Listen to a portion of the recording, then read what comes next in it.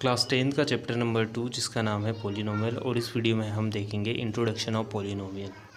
Polynomials क्या होते हैं और इसको किस तरीके से क्लासिफाई किया जाता है। और पॉलिनोमियल को समझने के लिए सबसे पहले हमको समझना होगा टर्म्स को। टर्म्स क्या होती है? टर्म्स कोई एल्जेब्रिक एक्सप्रेशन होती है जिसमें कोई नंबर और वेरिएबल मल्टीप्लाई में होता है। फॉर एग्जाम्पल 2x में 2 क्या है? 2 नंबर पार्ट है। नंबर पार्ट क्या होता है? नंबर पार्ट 1 से लेके इन्फिनिटी तक कोई भी नंबर पार्ट यूज़ किया जा सकता है। तो यहाँ पर 2 जो है वो नंबर पार्ट है और जिसको हम कोफिशिएंट भी कहते हैं। और दूसरा जो है वो है ए वेरिएबल पार्ट, जैसे कि यहाँ पर है x। इसके लिए हम कोई भी ए से जेड तक अल्फ़ाबेट यूज़ कर सकते हैं जिसको हम वेरिएबल बोलेंगे। इसको हम एक और एग्जांपल से समझते हैं, जैसे कि यहाँ पर हमारे पास है 2x²। तो यहाँ पर 2 जो है वो क्या है? नंबर पार्ट है, और जो x² है वो क्या है? Variable part. और x² की कोई भी पावर भी ले सकते हैं हम यहाँ पर। और यहाँ पर पावर क्या होना चाहिए? पावर कोई भी होल नंबर होना चाहिए, जैसे 0, 1, 2, 3 और ये इन्फिनिट तक।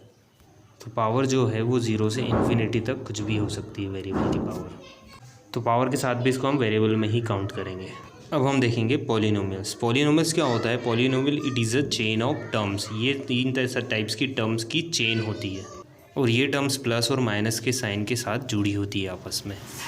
फॉर एग्जांपल 5x और 3y ये दोनों आपस में माइनस साइन के साथ जुड़ी हुई है, और +2 ये प्लस साइन के साथ जुड़ी हुई है। तो ये तीनों आपस में प्लस और माइनस साइन के साथ जुड़ी हुई है। अब आप कहोगे कि सर 2 टर्म कैसे हुई? टू के साथ तो कोई वेरिएबल नहीं है, तो 2 टर्म कैसे हो गई है? इसको हम एग्जांपल से समझते हैं। 2 × x, और x की पावर जो है वो 0 है। माना कि x की पावर क्या है? 0 है। और किसी की पावर अगर 0 हो जाती है तो उसका मतलब क्या होता है? 1 होता है। 2 में 1 का इंटू करेंगे तो क्या बचेगा? 2। तो x की पावर 0 क्या होता है? 1। अगर मैं यहाँ पर x की पावर 0 की जगह 1 रखूँगा तो ये क्या हो जाएगा? 2 × 1 2 हो जाएगा। तो इससे हमको क्लियर हो गया कि कोई भी सिंगल डिजिट भी अगर होगा तो वो क्या होगा? टर्म होगा। तो यहाँ पर पॉलिनोमियल क्या हो गया? Chain of terms. तो जितनी भी टर्म्स हैं वो आपस में माइनस प्लस साइन के साथ जुड़ी होगी, वो पॉलिनोमियल होगा। और पॉलिनोमियल को टर्म्स के अकॉर्डिंग क्लासीफाई किया गया है। जैसे कि यहाँ पर सिंगल टर्म है तो इसको हम बोलेंगे मोनोमियल। इसमें सिंगल टर्म है, इसको हम बोलेंगे मोनोमियल। और मोनो यानी कि मोनो का मतलब होता है 1। और अगर किसी में अगर 2 टर्म है, जिसमें अगर 2 टर्म है तो उसको हम बोलेंगे बाइनोमियल। बाइनो मीन्स 2 होता है। बाइनो मीन्स क्या होगा? 2।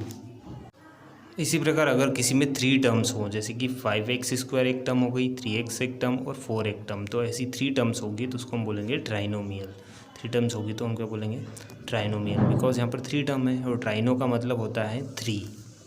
और अगर मोर देन 3 टर्म आ जाए तो उसको हम क्या बोलेंगे? पॉलिनोमियल। वैसे इन सभी को भी पॉलिनोमियल ही कहा जाता है, क्यों पर इनके कुछ स्पेसिफिक नेम दिए गए हैं। अब हम समझेंगे degree of polynomial. Degree of polynomial क्या होता है? Highest power of the variable in polynomial. Polynomial में वेरिएबल की जो हाईएस्ट पावर होगी उसी को कहा जाएगा डिग्री।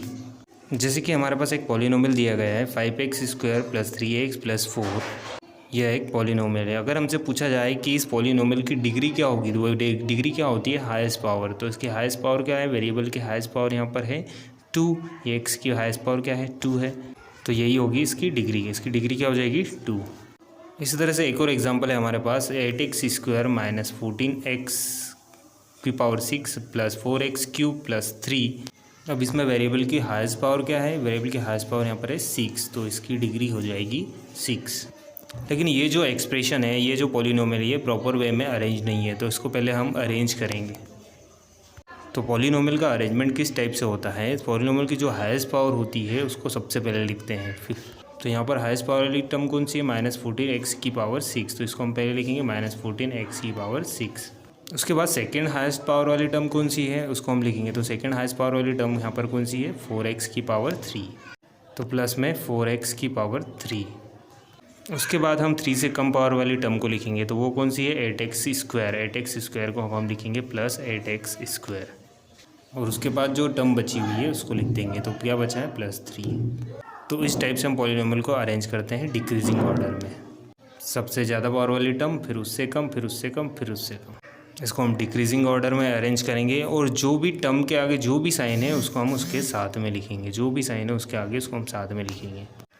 जैसे यहाँ पर -14 के आगे माइनस साइन है तो हमने माइनस लिखा, या वो प्लस है तो हमने प्लस लिखा, और ये 8 के आगे कोई भी साइन नहीं है, उसका मतलब क्या हुआ, प्लस है, तो यहाँ पर हमने क्या लिखा, +8x² लिखा। अब डिग्री के अकॉर्डिंग भी पॉलिनोमियल को 3 टाइप से क्लासीफाई किया गया है। फर्स्ट है लीनियर। लीनियर पॉलिनोमियल वो पॉलिनोमियल होता है जिसमें वेरिएबल के हाईएस्ट पावर 1 होती है, मतलब उसकी डिग्री क्या होती है, 1। तो यहाँ पर जो वेरिएबल x है उसकी पावर कुछ नहीं है, उसका मतलब क्या हुआ, उसकी पावर क्या है, 1 है, तो ये क्या हो जाएगा, लीनियर पॉलिनोमियल। तो यहाँ पर 2x + 6 क्या हो जाएगा, एक लीनियर पॉलिनोमियल हो जाएगा। अगर किसी पॉलिनोमियल की डिग्री 2 है, जैसे कि यहाँ पर 4x² + 7x + 3 और इसकी डिग्री क्या है, 2 है, तो अगर डिग्री 2 है तो उस पॉलिनोमियल को हम क्या बोलेंगे, क्वाड्रेटिक पॉलिनोमियल। और अगर किसी पॉलिनोमियल की डिग्री 3 है तो उसको हम बोलेंगे क्यूबिक पॉलिनोमियल। और power of variable in polynomial is always a whole number. किसी भी पावर पॉलिनोमियल की जो पावर होती है वो हमेशा होल नंबर होना चाहिए।